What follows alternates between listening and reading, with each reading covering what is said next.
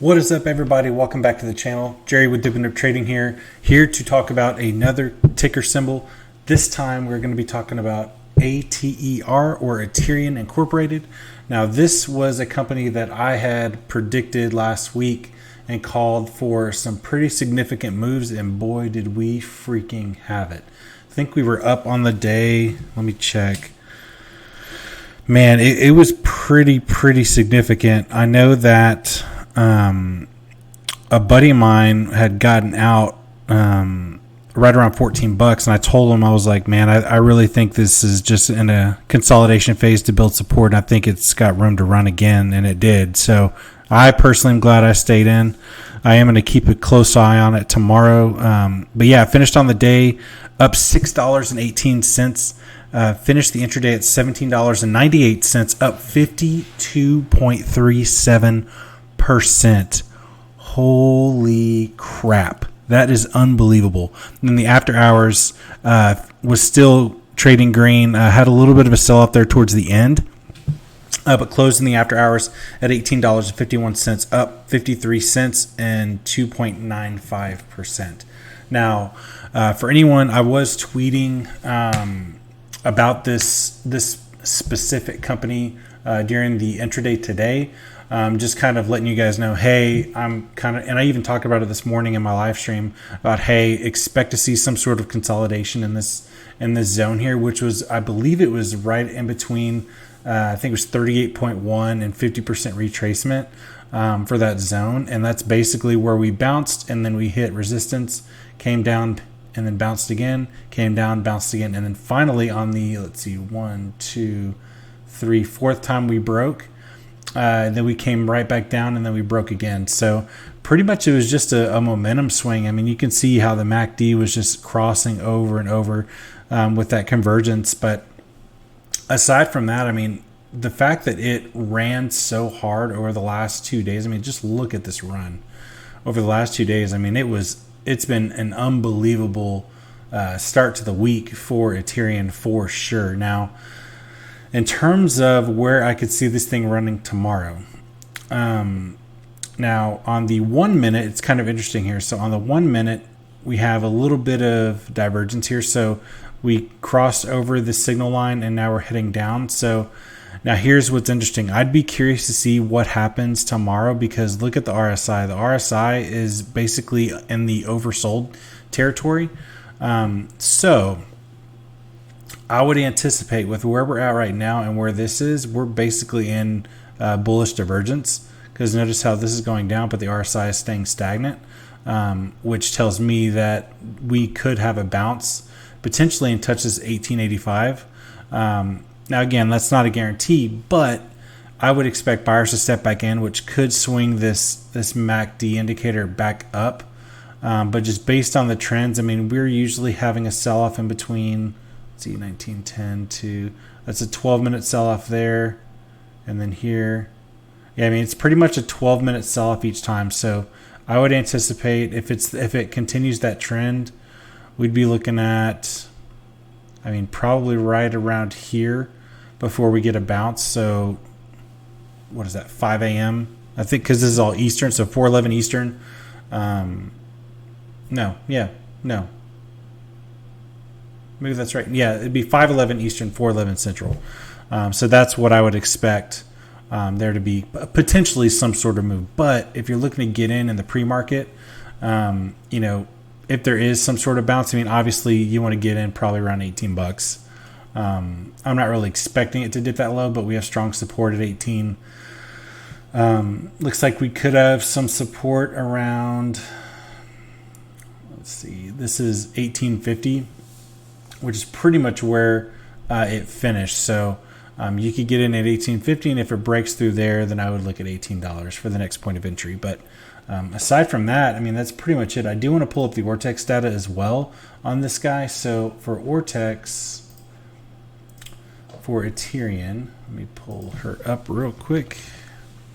ATER, and go.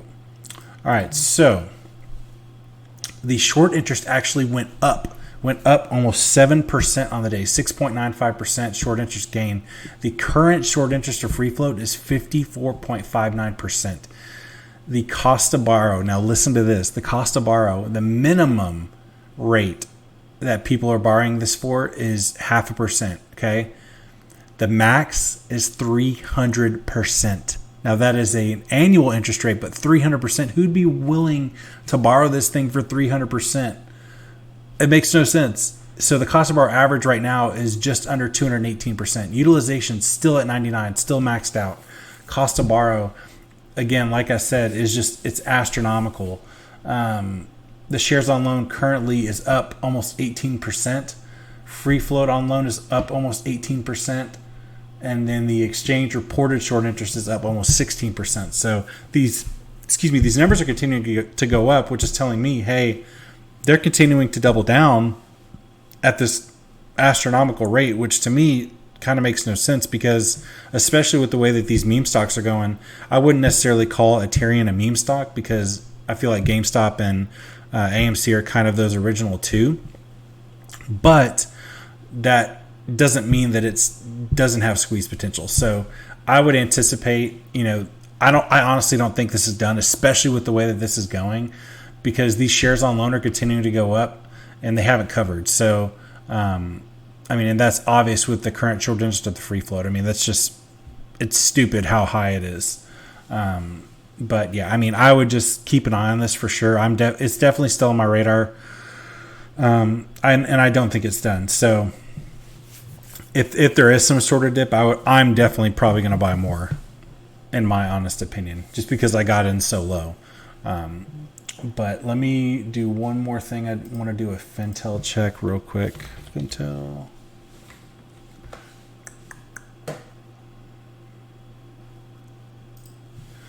Let's see, ATER. Search.